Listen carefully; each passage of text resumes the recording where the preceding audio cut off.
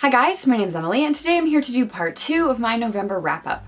Now, part 1 was very big, which is why I filmed it in 2 parts. I had ambitious goals for the second half of November and that just didn't happen because Black Friday happened at work and that was exhausting. So I'm here to share with you the 2 things that I did read in the last half of November. The first was Talking as Fast as I Can by Lauren Graham. So this is Lauren Graham reflecting on her life as a young actress to her first time playing Lorelai on Gilmore Girls, the kind of stuff that happened in between, parenthood relationships, being a celebrity and being single and writing books.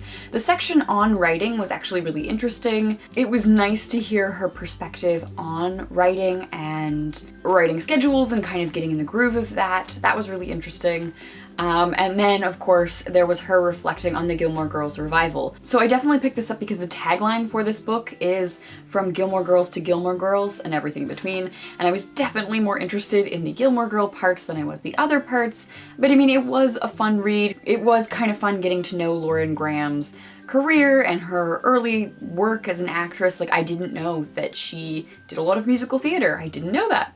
So that was pretty cool. The one thing I will say is that having just watched the Gilmore Girls revival, I found it really hard to not read this in Lorelai Gilmore's voice. If you're a fan of Lauren Graham, if you're a fan of Gilmore Girls, there are some chapters you'll probably find interesting in here. I'm definitely interested in watching Parenthood now because of the book. The only other thing that I read in the last half of November is Saga Volume 2 by Bryan, Caven, and Fiona Staples. So I picked up the second volume from work because I did like the first one. I wanted to see where it was going. I thought the art was beautiful. And so I was reading the second one in public and I kind of forgot about how graphic it can actually be. And I had this awkward moment where I was like, oh God, what am I doing reading this in public? I'm still really enjoying it. I'm enjoying the story. I'm enjoying the characters. I enjoy the flipping perspectives too. I know a lot of times I have issues with narratives that flip perspectives. I really don't care about some of the other characters, but I'm actually enjoying all 3 perspectives that we have going here. That is not always the case for me when I'm reading something with multiple perspectives,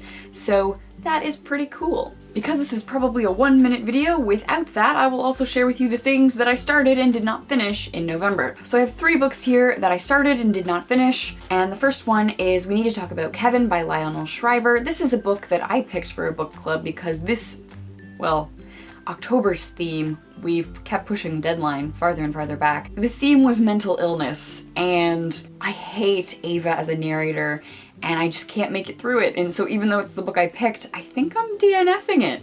I don't think I'm gonna finish this. It's just not worth my time when I have so many things that I want to read that I know I will like. It's just not worth it. So I attempted throughout November to pick this up time and time again and just couldn't get into it. So the next book that I sort of picked at throughout November was The Man Who Couldn't Stop, OCD and the True Story of a Life Lost in Thought by David Adom. This started out interesting, but again, I don't really have an interest in psychology or psychiatry or like specific medical stuff that this kind of was. This was for the book club on mental health and I just haven't been able to pick it up. As interesting as it can be, I am quite a bit further into this. I might actually finish this. We're trying to meet in December, but I'm really not enjoying it. So I picked at it, I tried, but I didn't finish it in November. And the final thing that I started but didn't finish in November was The Shadow of What Was Lost by James Islington. Now this I saw Chris, I believe his name is Chris, from the Reading Roads do a review of, and I thought that sounded amazing, and we had a ton of them at work, and I'd been looking at it for a while, so I picked it up.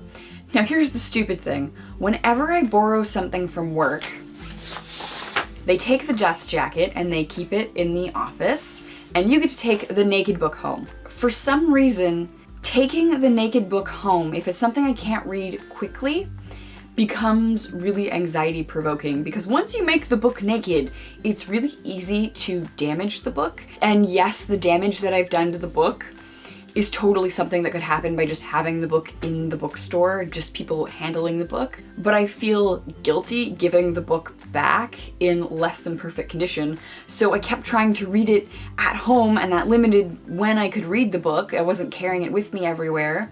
So finally I just bought it, so now I feel no guilt about carrying it places. If I read it in the bathtub, I don't worry about making like little watermarks on it. If I take it out in public and it gets some little dings, I don't care. I don't really care about how my books look physically. I care about cracking the spine because I don't want the book to fall apart, but I will link Chris's review down below, but in a nutshell, this is like Robert Jordan plus Brandon Sanderson plus Patrick Rothfuss. All of the good parts of those three fantasy authors you can see sort of have inspired Islington's work. It's the first book in a series, so it's great to hop on it now, and eventually I will review this. Normally I ask you guys what your favorite read of the month was.